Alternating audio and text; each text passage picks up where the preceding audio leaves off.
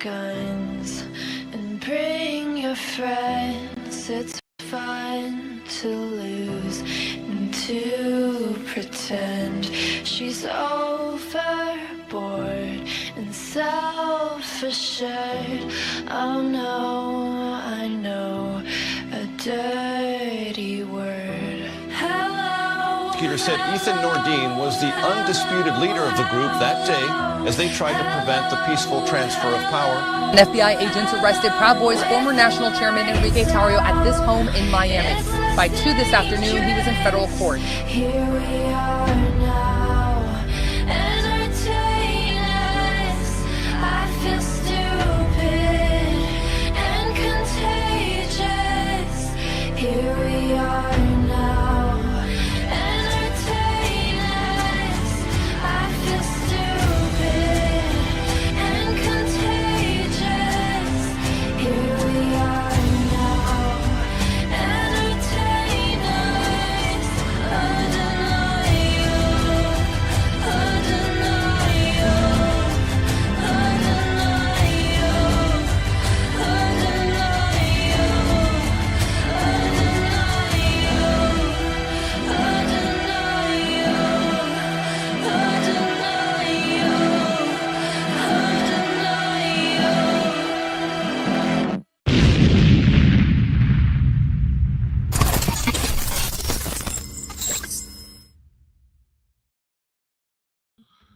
And welcome to a special report by a bunch of foreign policy experts. And my name is Enrique Tarrio, and I am joined by my co-host today, Barry Ramey.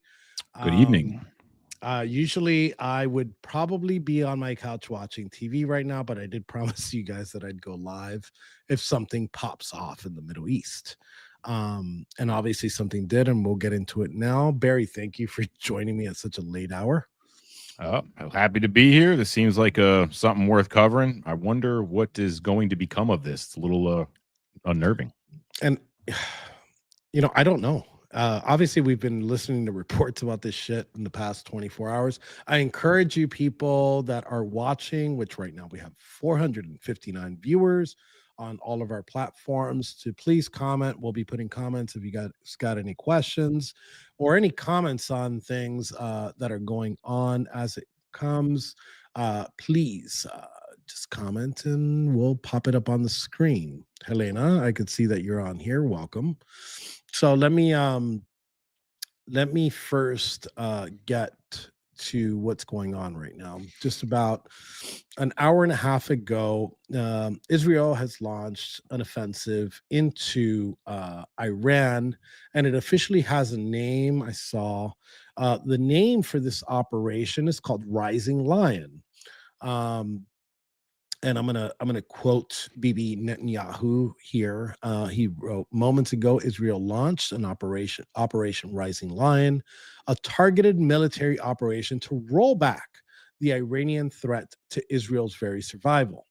This operation will continue as many days, we heard this on October 7th, as many days as it takes to remove this threat. Well, shit, that's a lot. Also from the ID, actually, you know what? Let me pull this up on the screen as I'm reading through it.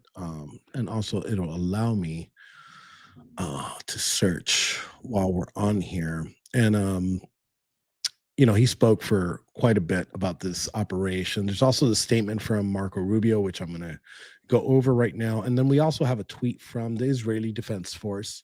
The IDF launched a preemptive, precise combined offensive to strike Iran's nuclear program. Dozens of IAF jets completed the first stage that included strikes on dozens of military targets, including nuclear targets in different areas of Iran. Today, Iran is closer than ever, we've been hearing this for 30 years, to obtaining a nuclear weapon. Weapons of mass destruction, we've heard that before. Not to say that, this wasn't something coming and this wasn't something that Israel it was bound to do this, and I'm 100% sure that there was no way that Netanyahu was going to leave his position as prime minister without accomplishing this. Um, weapons of mass destruction in the hands of Iranian regime are an existential threat to the state of Israel. Is it? We'll start asking those questions now, and to the wider world. That's another question that is for us to answer. Is Iran capable of launching these supposed weapons of mass destruction to the wider world? The state of Israel has no choice, maybe, to fulfill the obligation to act in defense of its citizens, and will continue to do so everywhere it is required to do so, as we have done in the past. Barry, before I get into what's the official position of the United States through our Secretary of State, Marco Rubio, which was actually retweeted by the White House. I don't know if the president has had any statements on it, but as you see this, what's up? Yeah, well, I mean, I just this all unfolded while I was doing the Sharia Dome over there on Rumble with those guys. So I haven't really had a chance to dig too much. My fiance has been texting me some things.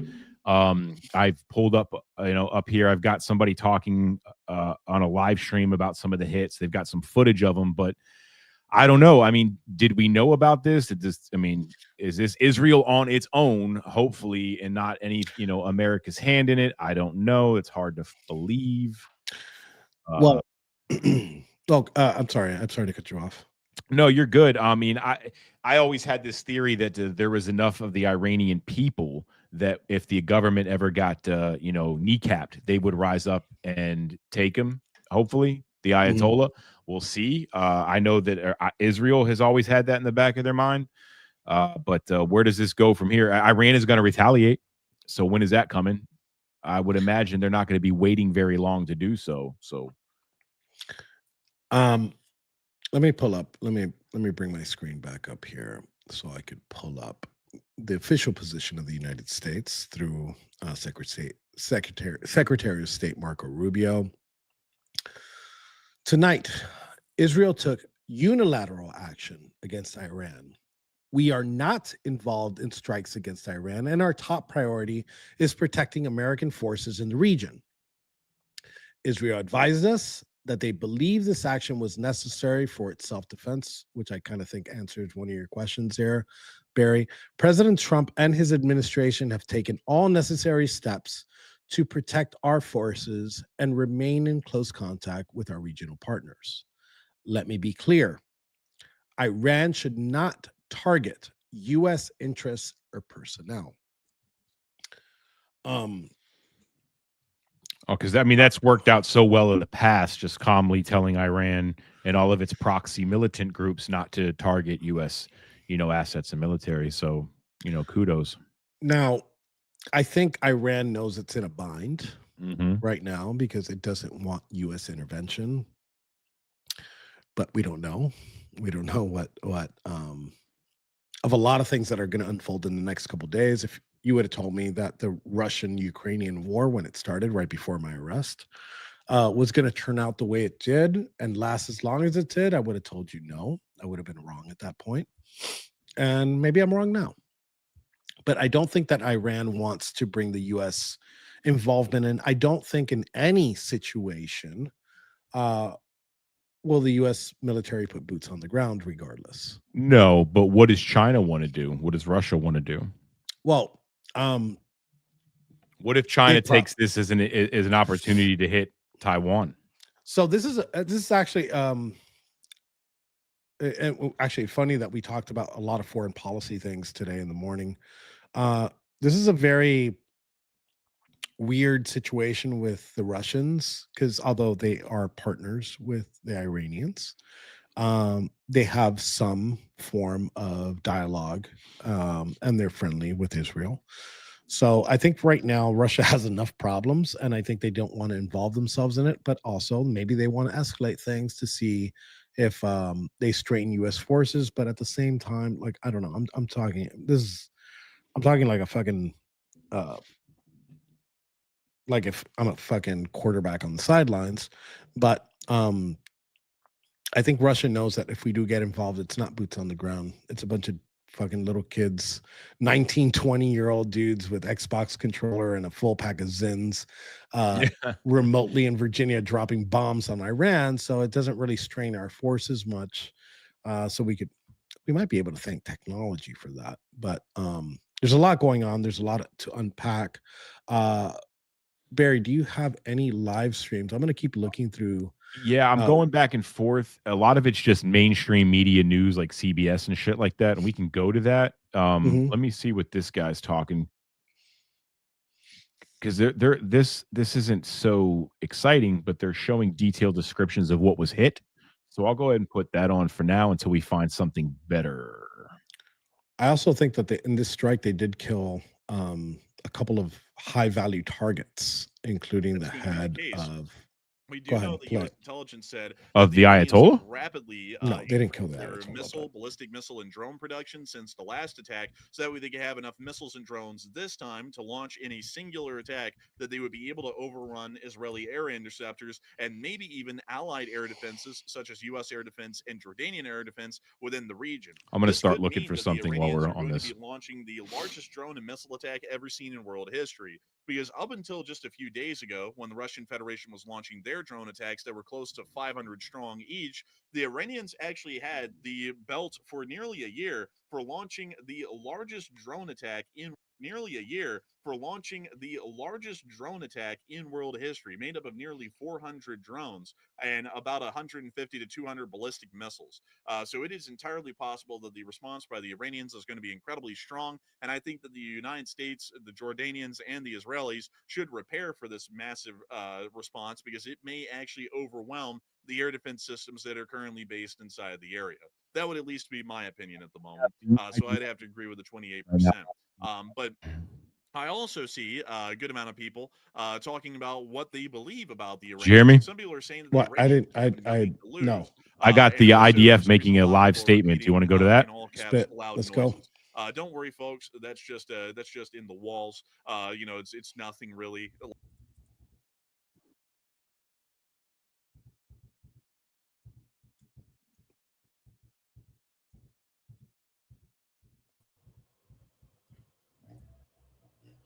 I'm actually going through this. Oh, I guess they So wait, stop speaking.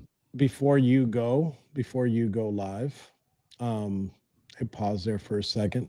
It seems like there have been some confirmed deaths in this strike by Israel, and there's some that are unconfirmed.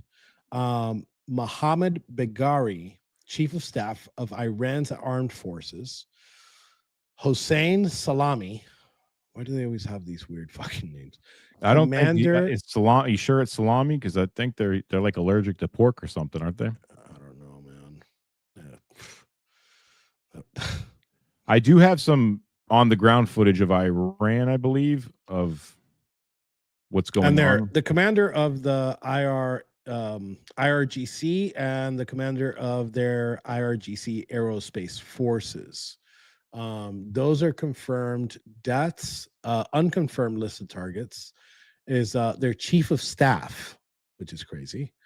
Former head of Atomic Energy Organization of Iran has been assassinated. Let me see if there's any more. And apparently, obvious. This is going to be an obvious target. The Revolutionary Guard headquarters was also targeted in this strike. So, without further ado, if you want to play that, let's run. All right, they got some footage coming out of the damage, I guess. نزدیکی پادگان قلمرویه.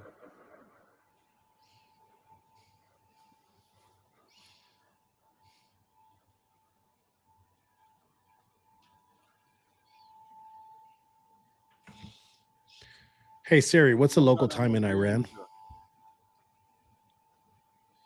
It's 6:24 a.m. in Tehran, Iran.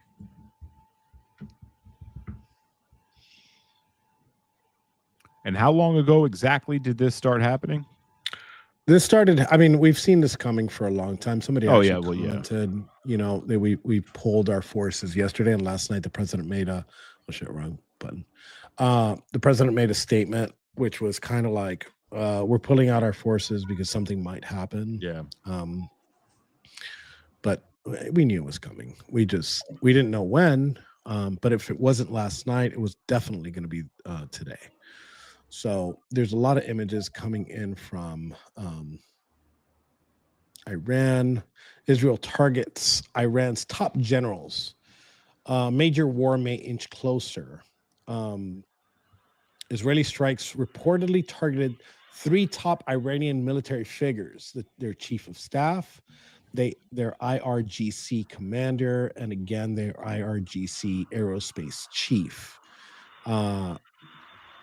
Here's why it matters.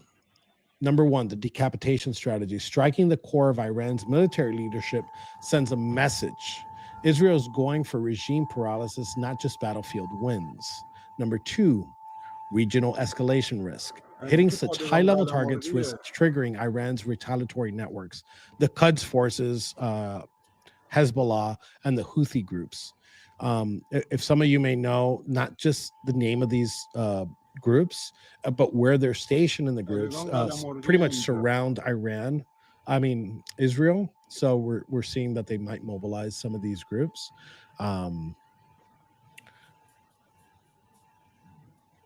The U.S. is caught in the middle. This move complicates Washington's role, and I think that's very true. Yeah. One thing that you could, I'm 100% sure of right now after these strikes is the price of oil from the Middle East is definitely going to go up by a big amount. Well, drill, baby, drill.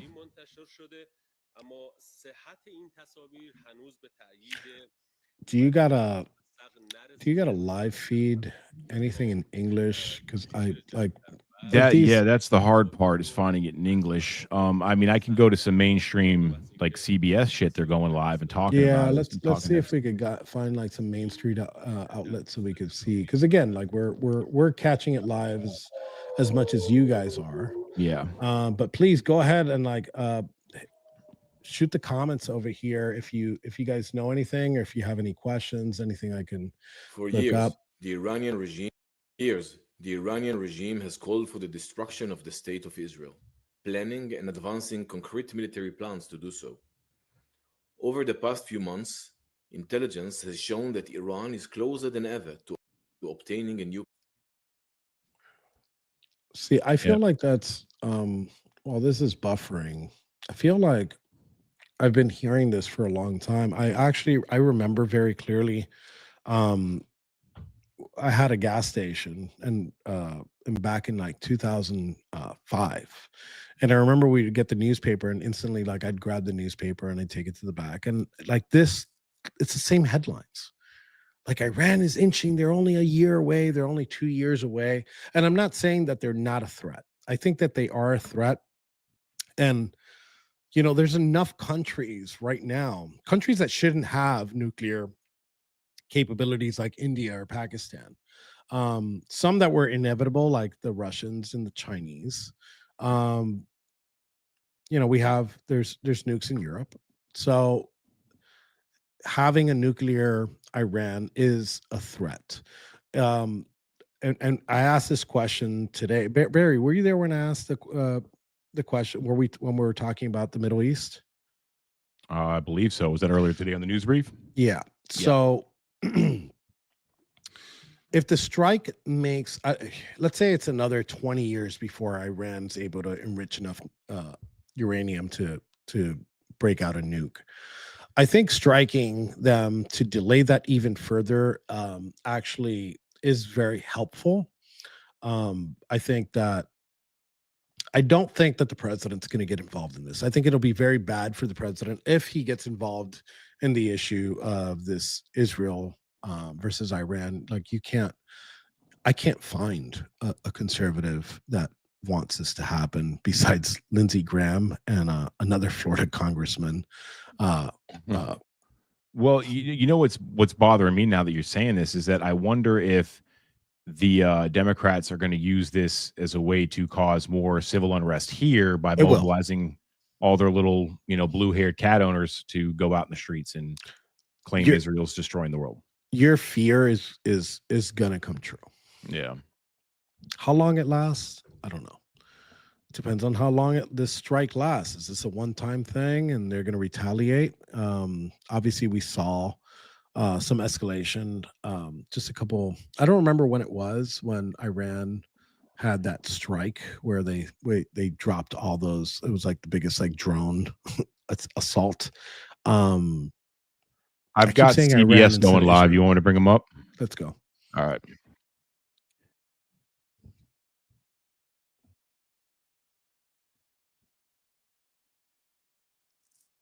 Be on the lookout for a USS Liberty type event. The plan stays the same. And it's possible because, if I was, pause this for a second. To exit Iraq, due It's possible that we see, you got to remember Israel is Israel first. Like we preach America first all around here, but Israel, no matter what side of the aisle you're on, is Israel first. So their intelligence agencies are geared towards being Israel first. So they want the Americans to be involved. If I was Israel and if I was Israeli, I would want, to find a way to get the Americans involved so they're on the hook.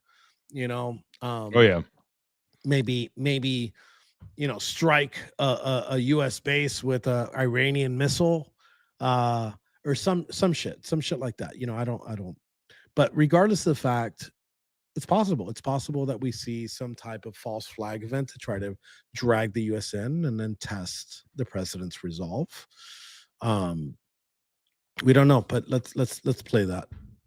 They do not have a weapons program, according to U.S. intelligence, but both the United States and many European partners said the amount of fuel they had was at such a level and enriched at such a high quantity that triggered deep concern that they could quickly, if they made the political decision, seek to make a nuclear weapon. At this point, U.S. intelligence still does not believe they have a weaponization program to actually launch a nuclear weapon. But Israel has been troubled by the activity, and at this moment in time, the Israeli prime minister has been arguing Israel is in a weakened state because of the past attacks last year by Israel on Tehran's defenses, its aerial systems, also because of the damage to their militias with that multi-front war against Hezbollah and Hamas. So this is a moment of opportunity for the prime minister. As you pointed out, John, there is still a plan, at least at this point, for the top Iranian diplomat to meet with President Trump's envoy, Steve Witkoff, who has been trying to urge Iran to take a deal to restrict its program. To restrict its program. That is still scheduled for Sunday in Oman. You can imagine that, I won't Al speculate. Jazeera Tell about us understand, Margaret, 10 how minutes much ago of a challenge this is for reported US policymakers. a to few sketch drones why the and Israelis think there's a moment of opportunity rockets here. west What of are you hearing Iran. from your sources I don't in know the if they were US coming from government? Iran or Well, John, I'll be Israel, very but transparent it with was you. brand new. And if you pull up that, can you? Okay, is it possible to back it up with something so we could get that map on there? Yeah. I'll pull up a map of the region. All right, yeah, do that since this wants to be stupid. Government.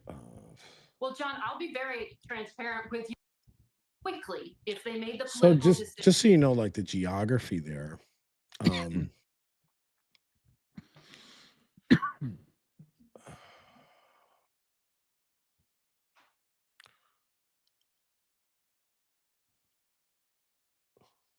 I don't.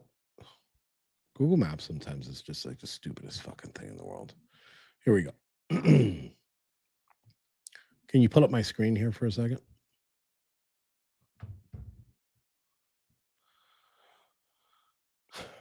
Are we up? Yep. So, like, the geography here is really important because you got Syria over here, which right now we saw that Syria's government has been overthrown, so they're in disarray. In Lebanon, you got Hezbollah, and then obviously you got Hamas, which I don't think will be able to do much at this moment. And then down here in Yemen, let me zoom out a little bit. Down here in Yemen is where most of these Houthis lie, and then they have the Quds forces over here in the center. So when Iran launched it, just for information, when Israel launched, I keep confusing the two, and I say Israel and Iran.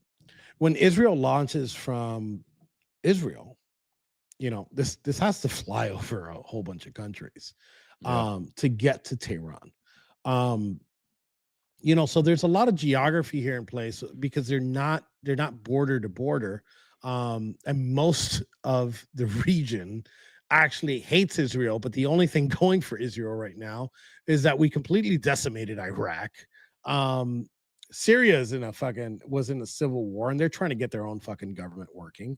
Their forces in Lebanon are in disarray, and what's going to happen next? Because a ground assault is a little difficult, but possible.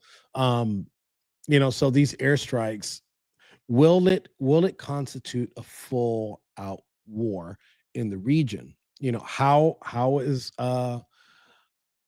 How's the UAE going to respond? How's Europe going to respond? Who are they going to pick? Israel has made a lot of enemies in October 7th. So we don't know. What feed do you have on there right now? Because I'm gonna be pulling up a couple things now. I just have your map that you're showing. No, okay, but pull up bring that news report back on, and I'm gonna keep going through what's going on the X space. Operation Rising Lion. Decision seek to make a new of material. Was there a reason this window was so specific as to why they would need? So, the question that remains unanswered, John, is whether he has now changed his red line in order to get that deal across the finish line. Just weeks ago, he made very clear himself, along with officials, that the red line, in order to have a successful agreement, was that Iran would not be enriching any amounts of uranium, 0 levels of enrichment. And that is something that Tehran publicly was not agreeing to. And so today, while the president said Iran could never have a nuclear weapon, that would require very high levels of enrichment. He did not answer whether they were still open to lower levels. And that is going to be critical, John, moving forward in assessing how realistic a deal is, especially as we monitor the situation in Iran and how Tehran decides to respond. Weijia Zhang at the White House. Thank you so much. Weijia with us now is retired Weijia Zhang. Marine Corps General Kenneth McKenzie, West Coast former Squad. head of U.S. Central Command and current CBS News contributor. General, what's the first thing you're going to want to look for, or first questions you would want answered after you learn about this attack? Well, I think we begin by seeing that the Israelis probably achieved tactical surprise. There have been no reports of Israeli aircraft downed. I'm guessing this is a combination of manned low observable aircraft, stealth aircraft, long-range missiles, some short-range missiles, possibly some drones launched from within Iran. A complex attack. Looks like against the nuclear sites, but as you said, that would be the first thing I'd like to know if I were looking at this right now. Is it a narrow attack? Was it simply against the nuclear sites? Because then you may have an opportunity to scope and scale a potential Iranian response. And on the note of an Iranian response, Iran will not be able to respond immediately. It will take them a little while to bring their missiles to readiness. They're probably not ready to do that right now. The sun's going to be coming up in a little while. They will probably not want to do something during daylight. So we're looking at the next period of darkness at the very earliest time for a probable Iranian response. And as you know, John, those responses have not been particularly effective against Israel the last 2 times they've done that. Well, I wanted to ask you about that. Since it was your daily concern, what's your assessment of how weakened Iran is? And two questions. One, because their proxies are weakened, But then also we've had more evidence about their ability to respond, to make an evaluation of whether they can in fact respond as wide and as deep as we once thought. Moments ago. This is Lebanese Hezbollah. That was their huge strategic hedge against Israel. Lebanese Hezbollah is out of the fight. The Syrians are out of the fight. Iran is generationally weakened right now. Now, that's against Israel. They still have a lot of weapons that they could fire against our bases in the region and against countries such as Saudi Arabia or the United Arab Emirates, where they would be able to generate more missiles than they can actually fire at Israel. So that would be an option, but that would be a mark. Barry, give it a pause a second. And probably lead to direct pressure on the Iranian.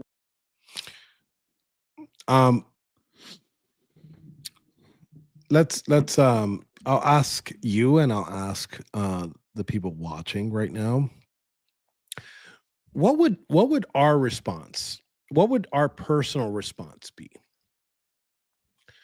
if the Iranians said "fuck it" and fired a missile and killed American service members in the region? Like, what would be a response to this? And what I'm going to do is I'm going to take a question from we'll go through this part. I'll take a question now, but I do really want to play Bibi Netanyahu's speech that he gave a little while ago. But what do you think America should do if Iran were to just fucking say "fuck it, dude"? Just bang him out and kill and unalived American assets. Yeah, of course. Soldiers and yeah. Oh man, it wouldn't be what it should be. It would be what it have to be. I think that we would have to hit Iran so hard that when they opened up their mouth, they would burp Tomahawk missile smoke. I mean, that's just like a single strike. I think we would have to pummel them for a few days, military, strategic, and I would hope that we would hopefully try to this is what the job of the CIA should be, and we should be trying to get the people to rise up and do the rest of the job because we know they want to. They're actually a very modernized people that are very oppressed by that regime. Yeah. I'd probably do a single strike, a very powerful, and actually somebody just said it. Let me bring it up on the screen anyways, but I think a single strong strike on a government facility would that's how we should respond in kind. But my fear is that that's not going to be the reaction. God, I'm tired. I don't feel. I think that that's not going to be the reaction. I think that we're going to overdo it, and then somebody's going to overdo it back to us, and this might escalate, dude. This might, I'm not even fucking around here. This could trigger World War III, and it could be like Barry. You're a little safer than me. I'm literally just half a mile from the fucking airport. So it'll be instant lights out. If like shit really hits the fan, it'll be instant lights out for me. Like I won't even feel it. Yeah. So like we're very close to World War III here because there's a lot of people picking sides on a lot of these countries. Well, it's the media apparatus of the government is really good at fueling those flames and causing those divides on those social issues, especially ones that have nothing to fucking do with us, by propagating this fake rage and fake outrage, and the college kids eat it up, and this has been going on forever. So it's like everything is pick a side, everything is polarized, and yeah, unfortunately, I mean, I would never wish this. I don't want to ever see this happen, but I think we have to pray for the best and prepare for the worst. Yeah. And everything that we're talking about right now, there's a whole bunch of professionals that have war gamed this for years. We're years behind these war games that have taken place, and these situations have come up. Obviously, some of the political ramifications are different across the region. And somebody here asked a good question. This is the last question I'm going to take right now before the Bibi Netanyahu speech is 7 minutes. But he comes up with a good question. Mr. Phil Dudebro. Question. What is your prediction for Saturday? And he doesn't mean like what's going to happen in this situation on Saturday. What's going to happen with like these protests? Like, and we kind of said it that these protests are going to escalate. I'm hoping they can't throw some of this Israeli-Iran fuel on that fire too, which they will. No, of course. And this is going to, I mean, I don't know what left-wing Twitter looks like because now you search, obviously, right-wingers are the ones that have been not wanting war for a very long time. And they've been vocal.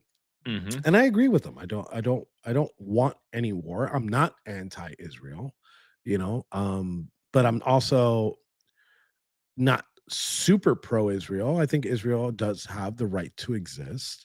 But as long as we're not involved and we don't get involved in these situations, fucking go ham, because we're gonna have cool shows like this and the region. And to be honest, like again, I am not an anti-interventionist. Like I think that foreign policy should be done through force. We've been overdoing it over the course of the past like 40 years, absolutely. But I don't know, man. I this has a lot of moving parts and this has a lot of things Yes, it does. that might go wrong. So many, exactly. There's so many different elements and so many different things and people and countries and assets and shit involved and things we don't even know about that. Yeah. A lot of rubber bands holding a shit show together. And if one of them breaks, everything's coming tumbling, to the ground. So and we're in a position where we're in a weakened position if something happens here domestically.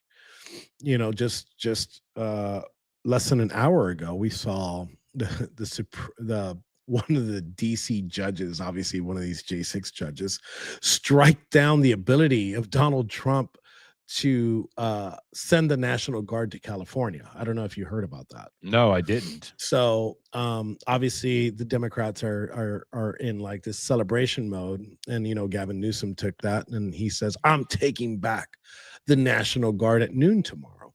I mean, I'm sure there'll be an injunction by the Supreme Court, some type of stay, and I think that it will get overturned. But like we're going back to all these roads lead back to these judges in DC. Yeah. I'm kind of wishing like these riots were happening in DC right now. What judge is the one that put that stay order in? Do you know? Let me take a look at it. Shit, I don't want to lose my place here. Let me bookmark this tweet. And while you're looking for that, ladies and gentlemen, speaking of tweet, if you can take the time to follow at Warboy Studios and at The American Rise, we are a brand new podcast project. We're just getting started, and every little bit helps. So get over there and follow our pages. You see them up there in the title of it. I'm looking for it, but like this war in Iran has taken over every single trend on Twitter. And there's your sign. Apparently he's real popular. I just heard about this Agenda Free News. I've got him up. He talks the whole time, but he's got some streams that I just can't seem to fucking find on their own. God, I'm gonna hate nothing too exciting. I'm gonna hate having to listen to this, but it is important to listen to. It's the words of Gavin. Actually, before I put Gavin Newsom on, because I thought you were gonna say McGinnis. I'm like, man, he's not that bad. It's pretty funny. Wrong. I'm sorry. I got the name of the judge wrong, and I got the location wrong. It's not the DC judge. It's a California judge, which is the same thing. Yeah. This is breaking news. A federal judge in California has just ruled that President Trump must return control of the National Guard to Gavin Newsom. The judge who made the ruling, Charles Breyer, the brother of former, that's why I remember the name, and I said DC, because he is the brother of Stephen Breyer. If you remember,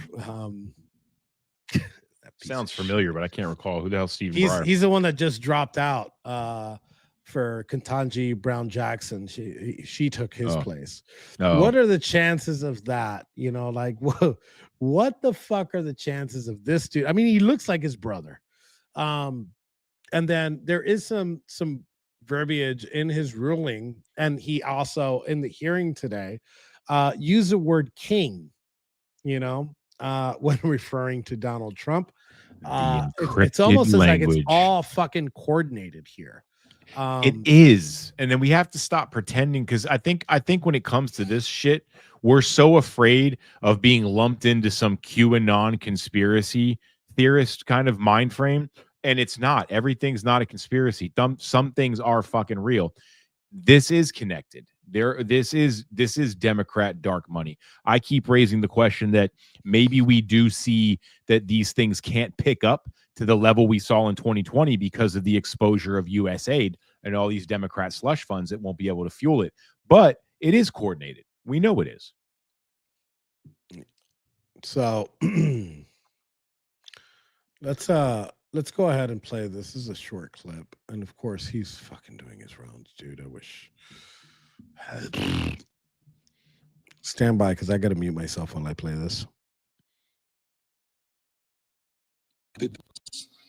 So I'm very hopeful this order puts that in perspective, and hopefully Donald Trump will immediately back down. The courts have ruled on the guard.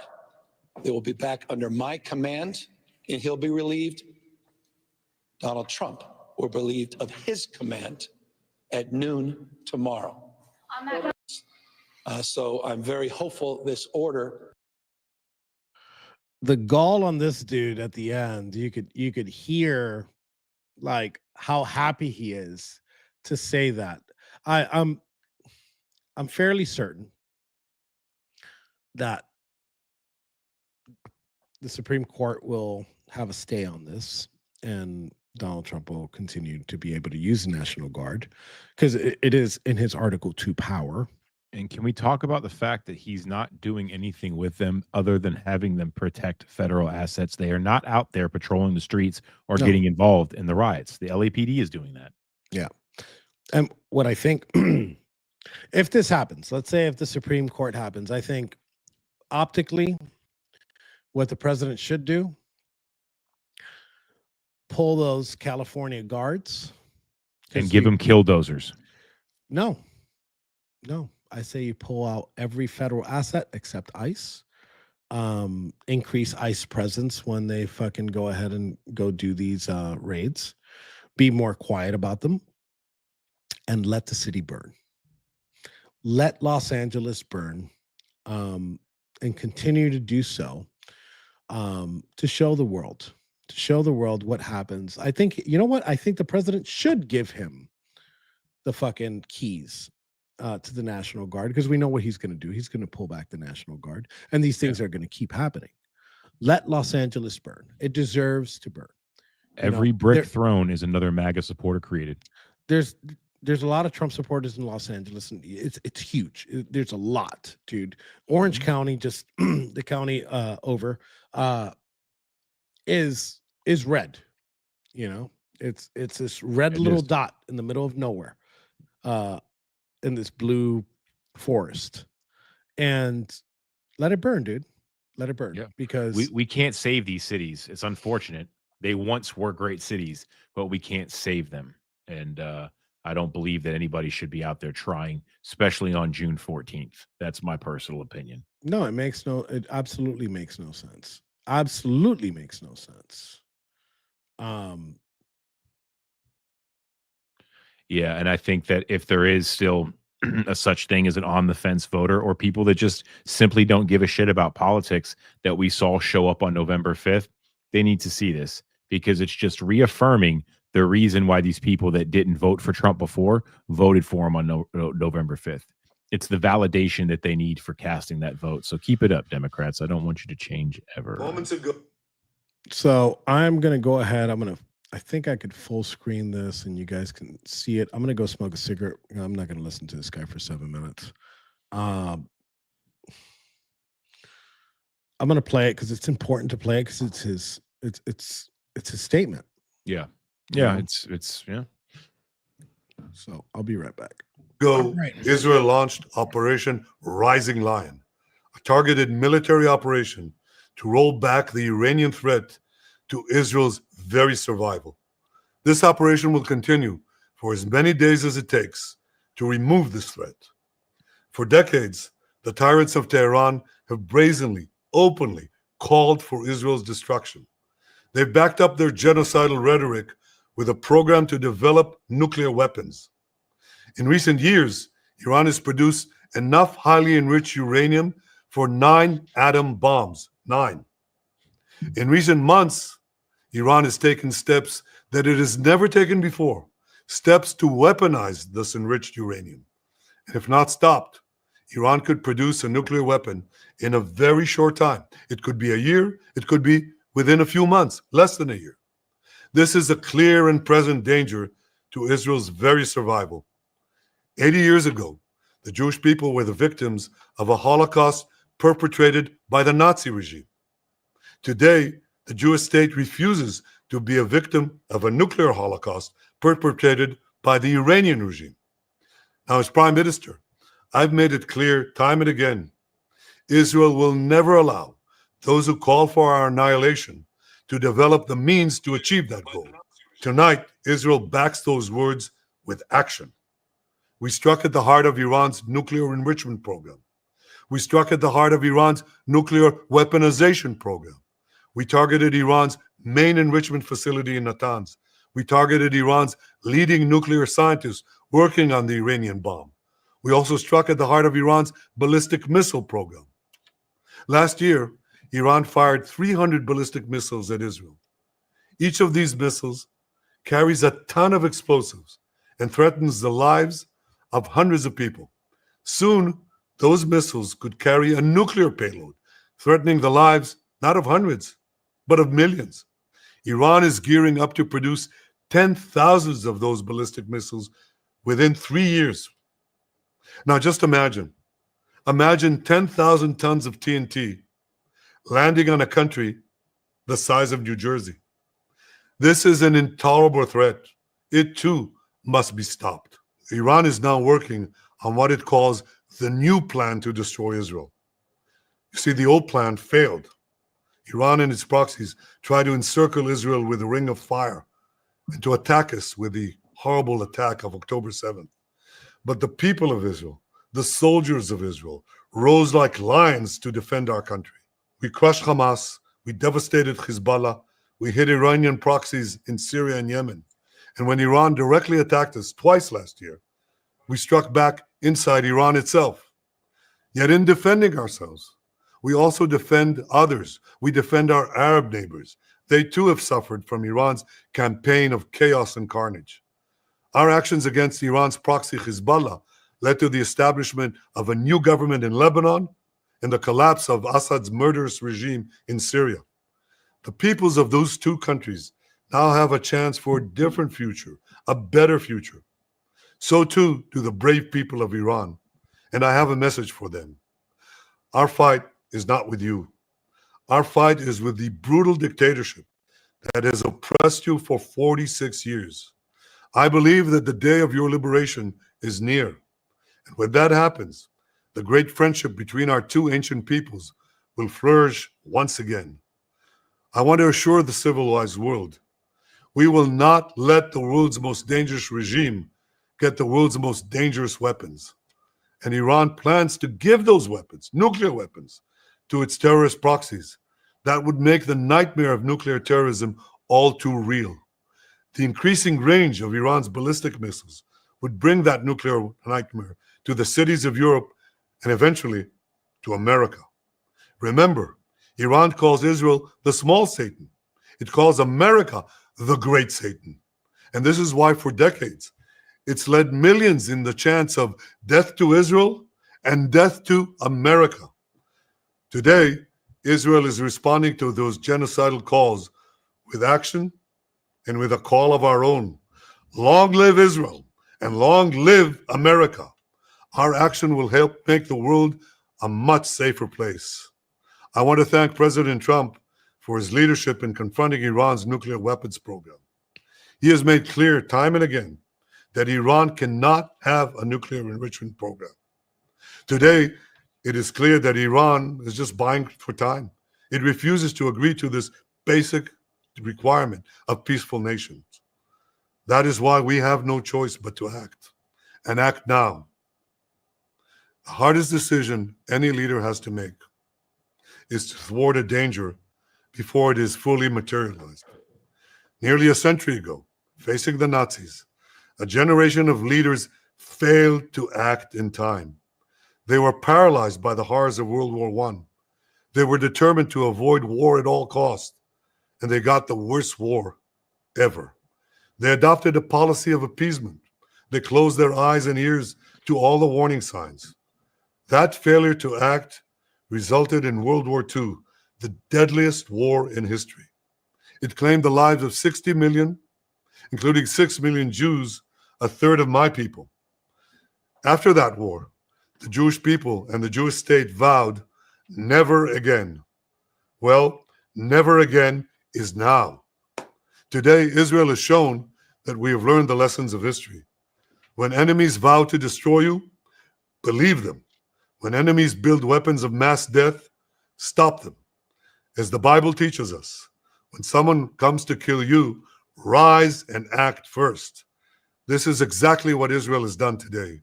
We have risen like lions to defend ourselves. Over 3,000 years ago, Moses gave the people of Israel a message that has steeled their resolve ever since. Be strong and courageous, he said. Today, our strong and courageous soldiers and people stand together to defend ourselves against those who seek our destruction. And by defending ourselves, we defend many others, and we roll back a murderous tyranny. Generations from now, history will record that our generation stood its ground, acted in time, and secured our common future. May God bless Israel. May God bless the forces of civilization everywhere. Thank you. Moments ago. All right, so we just heard from the Prime Minister Bibi Netanyahu and his position on things. What'd you take from that, Barry? I mean, it's he's saying it very clearly. I know there's a lot of people that may feel some kind of way about Israel, but that doesn't negate the fact that Iran is a problem, and it is a problem for United States. And from the Houthis to the Hezbollah and Hamas, this is all funded by Iran. So cutting the head off the snake, it serves America's interest, and I'm for America. I'm America first, and Americans. Amen. Obviously, I think everybody's position is the same. The Americans, as long as you don't drag the U.S., which you can hear in some of the things that he said, trying to drag people, America in. And look, I'm not saying it is a bad thing to drag America into it, but I understand why he's trying to drag him in, because he would love the help. But It's like if you're going to get into a brawl and you got a chance to drag Ethan Nordine into it, you're on your side. Ethan. You're going to be like, "Yo, Ethan, this guy's talking shit about you too, bro. Let's go." I want to win the fight. So in that respect, like, I understand them. Like, he's Israel first, right? We're America first. So we always have to protect our interests in there, and he has to protect his interests. And what we're seeing here is, and I don't know if you put the title of World War III, or when I retweeted the War Boy Studios, I put in World War III, and that's not gonna. I don't think that's gonna happen now that I'm starting to analyze things, because in order for a world war to happen, you need the bigger powers to come into play. And like, let's analyze this by country. Russia has its own fucking problems. Russia has its own problems with Ukraine. It's not going to fucking get involved here. Even if they're friends with Iran right now, they're like, look, dude, we got enough problems in Ukraine, and we're trying to solve this problem, whether it's by force, by taking the entire country of Ukraine, or by inching away, or by some sort of agreement that President Trump would do. Now we'll talk about the other problem was China, and China has enough problems in their fucking region. You know, they got enough problems, and they're focused on Taiwan. They don't give a fuck what happens in the Middle East. Would they like would any of those two like the Americans to get involved? Yes. Does President Trump know that? Yes. So I don't see this. There's just too much shit going on in the world right now. The Indians and the Pakistanis are fucking at each other's throats. I don't see this escalating. I think that this is going to be a bombing campaign, which is let me tell you something. It's an amazing and bombing campaign.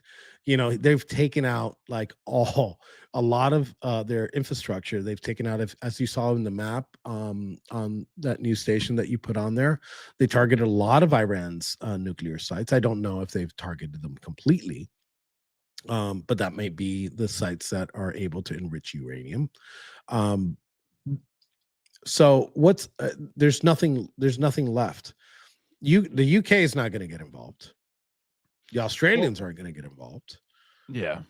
Well, I mean, let's not talk about the French and the Canadians, but yeah, I mean, it's okay. We don't even need to. Some things go without saying, but what comes up for me is something I saw play out in Grady County. Okay, there was a fight that broke out in a unit, and all the officers went over there to break that up. Well, two people that had beef with this one guy saw all the officers occupied, so they attacked that one guy. Mm-hmm. Then when somebody saw that this guy attacked these two guys attacked this one guy, somebody took that opportunity to go attack another guy, and it just played out like that. Within the matter of 5 minutes, you had 2 people stabbed, 4 people seriously injured. And that's what I'm worried about. You got Iran, you got Israel going at Iran, also backing up, still dealing with Hamas and Hezbollah. China says, you know what? They've got this shit tied up. America's distracted right now. Boom, let me hit Taiwan. And then Russia's like, you know what? Let me put this up a notch. Hypersonic missiles all over Ukraine. And we're just standing there like, what the hell happened? Fucking Australia's down there. Kangaroo's like, what the fuck, mate? And no one knows what the hell's happening. You know? So let's zoom in on the map a little bit. And let's talk about Iran itself. You know, Iran has this giant problem internally that I wouldn't say they're on the verge of civil war, but they're in a bad position. And I think that if I was an Iranian and I was as oppressed as I am under this regime, started by the Americans, then I'd take this opportunity when my government's at the weakest and overthrow the government in Iran. So there might be something good that comes from this. I think that has a real high potential, Enrique. I really do. I think that the people of Iran should take advantage of this situation, and they have tried. They've been known to. Yeah. I don't think this escalates past some missiles back and forth. There's this geography that makes it very difficult for a ground war. You know, that's for the United States is very easy because we're literally on the other side of the globe, and anything that we want to do, you know, we need carriers. That's why we have such a large fleet of carriers, because if we did need to go to war, that's what we need to depend on. You know, ground troops obviously would work in a ground war if we were going somewhere in South America, or if we were trying to make Canada the 51st state. We should invade Canada by marching in backwards and just telling them we're leaving. Yeah. I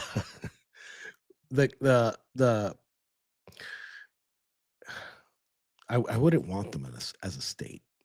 I don't want their liberal policies. There are some solid ass Canadians out there. We know that, but overall, I mean, we're talking about the country that duly elected and proudly elected Justin Trudeau.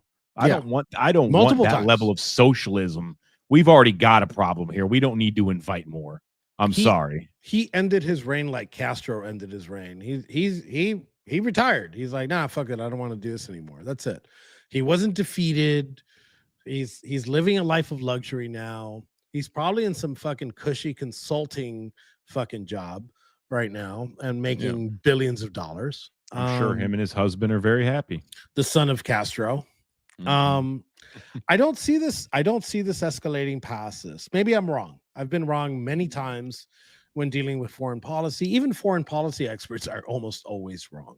Because again, there's so many moving parts that to get it right is next to impossible. And we said this on the earlier show. You could pull the levers of perfection, of what you think perfection is. Or no, actually, you could pull the levers of perfection and still have some type of negative outcome.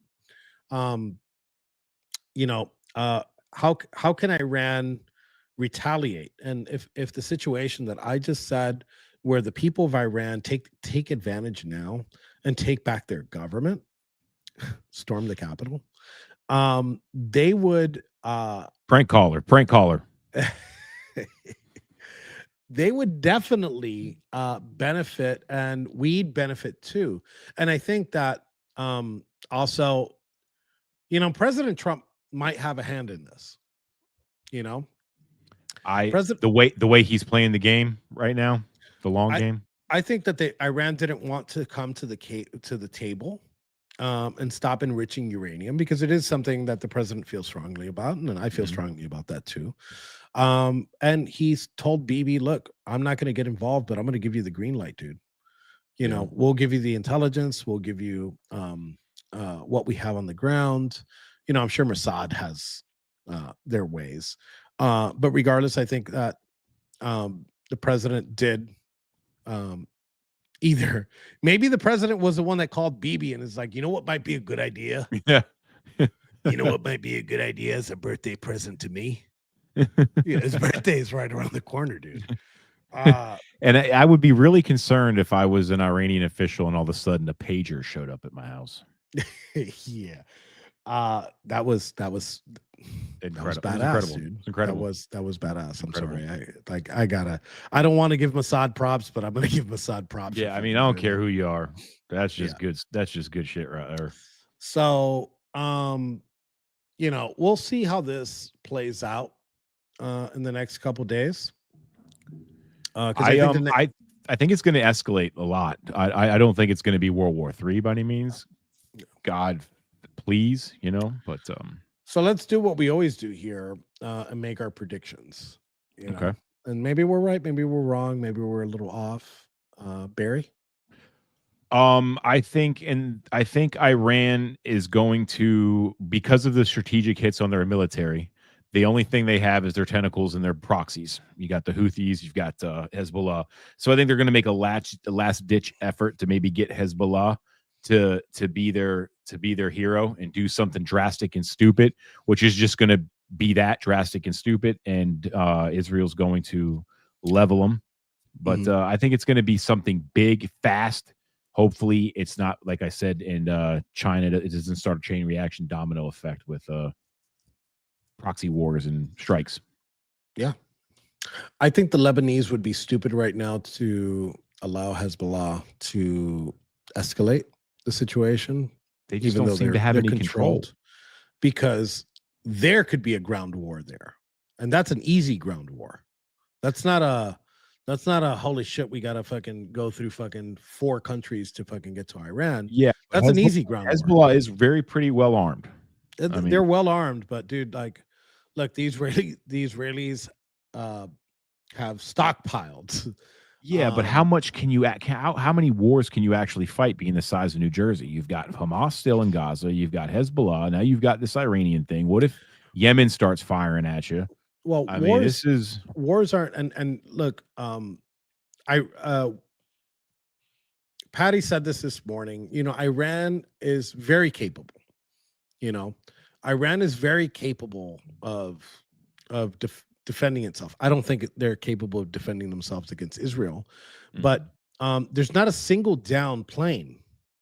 They did this entire strike almost untouched, right? Wars aren't fought with like physical soldiers anymore. They're fought with drones, jets, well, they've been fought with jets since the mid 80s. It was a big we've seen escalation.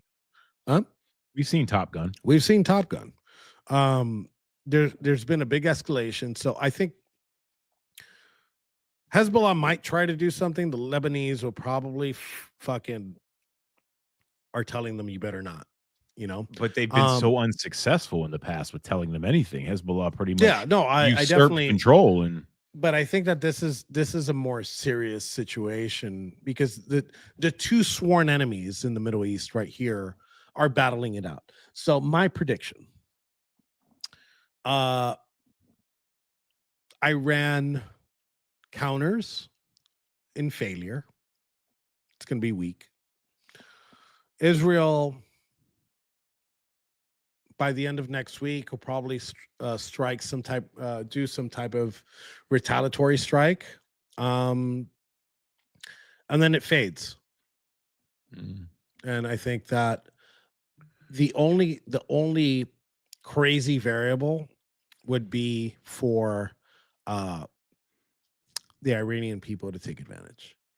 That was my next question. Do you think do we have a possibility of that happening? And I think that would all depend on how bad Israel hits them to give the confidence of the people to make a move.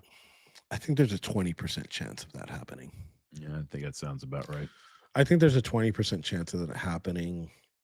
I don't know why. It's just like. Do we have any information on, because Reno is asked a few times if we've heard of the extent of the leadership and the people that were killed in the strike in Iran? Do we know about who they are? So I did bring that up a little while ago. I'm just not 100% sure if there's more confirmed.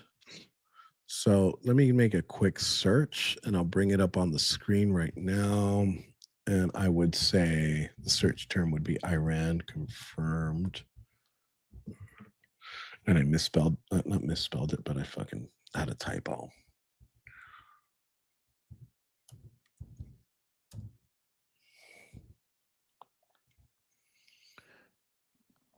I guess there's a fourth. No, the same. Let me expand. No, we're at the same four.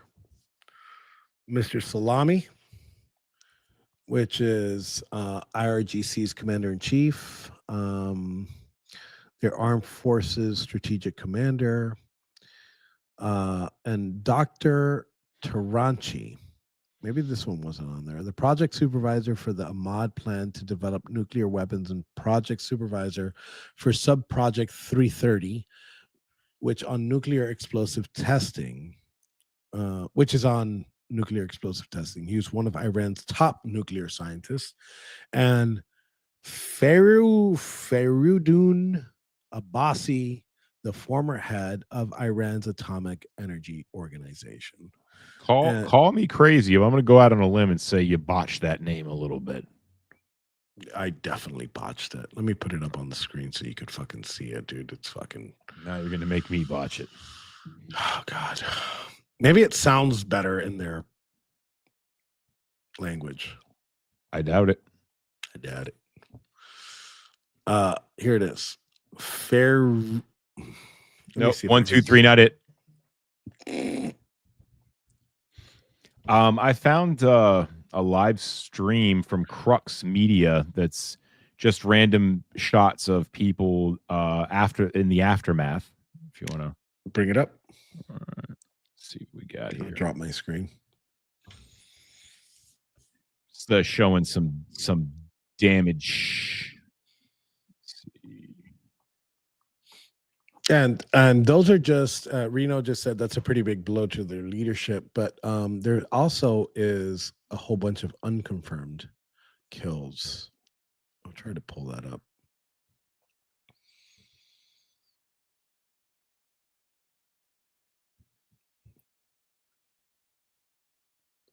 Regime. No, what the heck?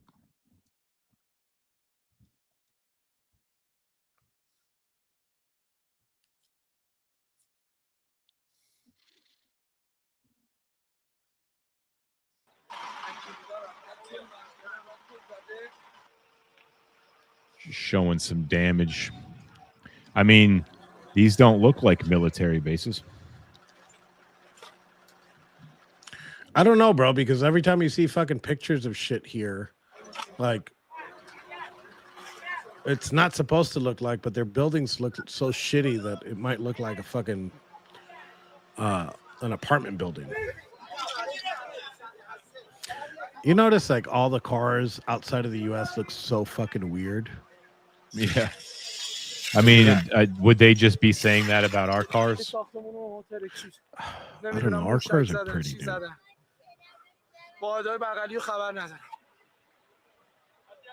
We need like an AI host so we could like be like, hey, can you translate this shit?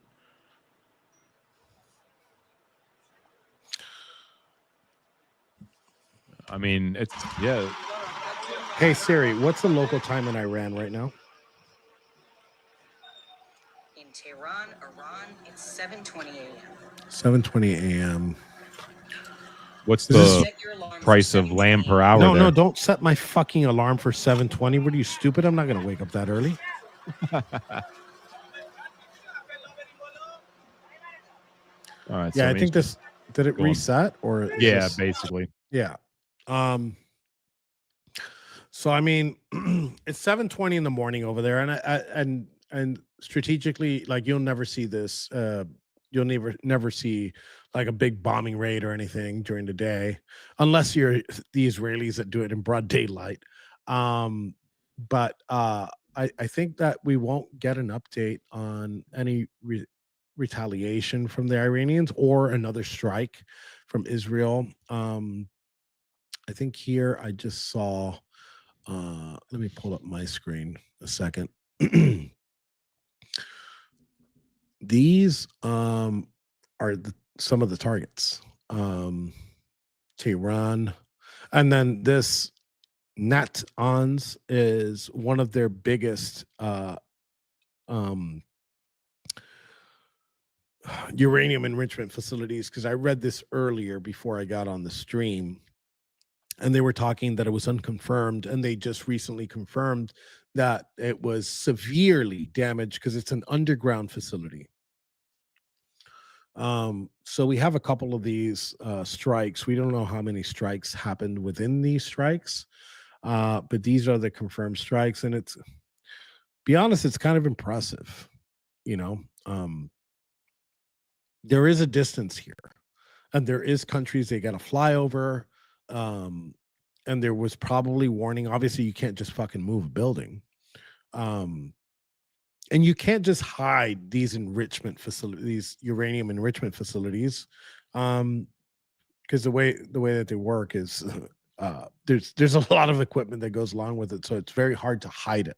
Isn't Iran known for burying them really deep in the earth, though?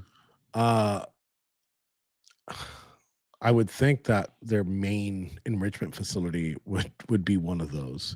You know, there I'm not a professional there, and I have no fucking idea. Actually, I'm not a professional at actually anything.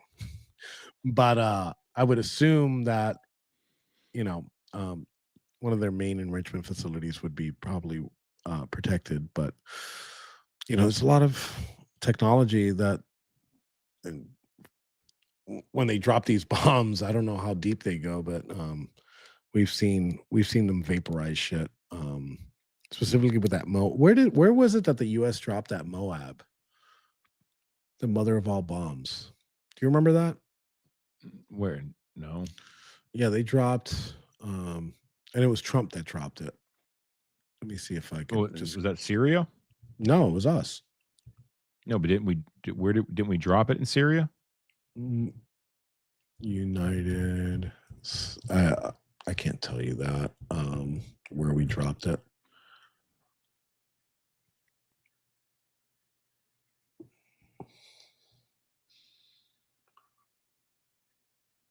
Oh, in Afghanistan.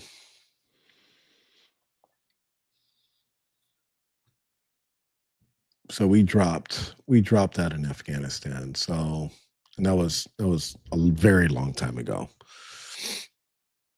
But I don't know. Let's see. I guess we're gonna have to report on this tomorrow. Seeing what it is, and like in the morning, there's gonna be more news on this. Yeah. So let's wrap this up. I need to go to bed. I won't be able to make it in the morning show tomorrow. I'll probably be on the road by that time. Did you get your car? No. No, it's here in Miami. The car is here in Miami, but Baby steps. Baby steps. It needs to be repaired. And hopefully I repair it so we could give it back and see what the fuck happened. With all the millions you'll be making as the new spokesperson for ICE raids. Oh, that's been fun today, dude. All the Spanish TV has gone crazy. They've called me a million times today. It's great. Nice. I love it.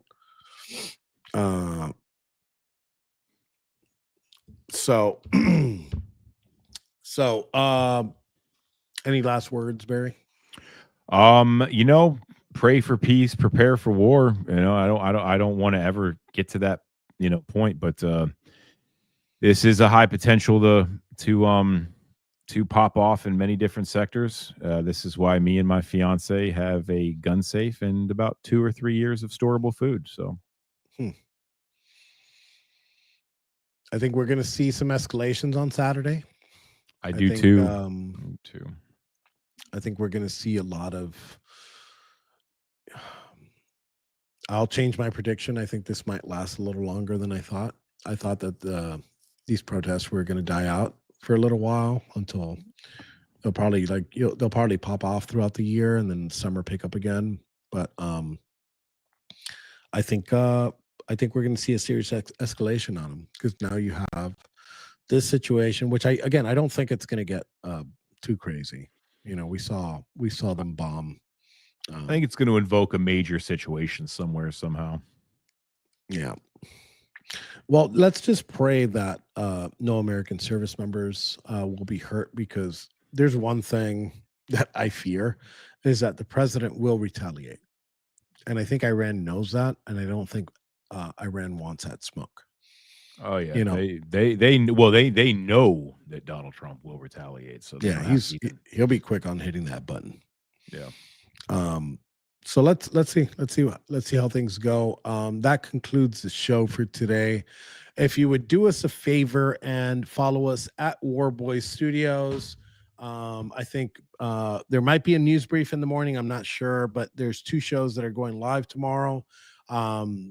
Kim Coulter might be going live, and then there's also going to be multiple feeds on Saturday with coverage on the No Kings protest. Let's see if our predictions here tonight are correct. This is some of our viewers. Reno, love you, buddy. Thank you for joining us. Helena, again, thank you for joining us. And let me see if I see anybody else that's in here that the American Rising's on here, but I'm gonna block those dudes. The Phil Dude Bro, appreciate you coming in. And that concludes our show for sure. Thank you guys. I appreciate you. And that ends our stream.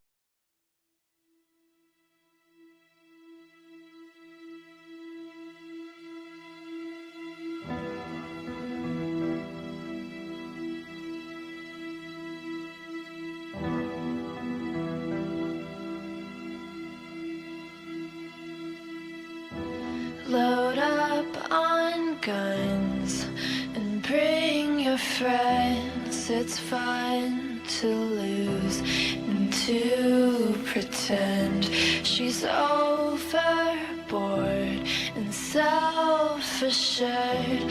Oh no, I know a dirty word. Hello. Prosecutor said Ethan Nordine was the undisputed leader of the group that day as they tried to prevent the peaceful transfer of power.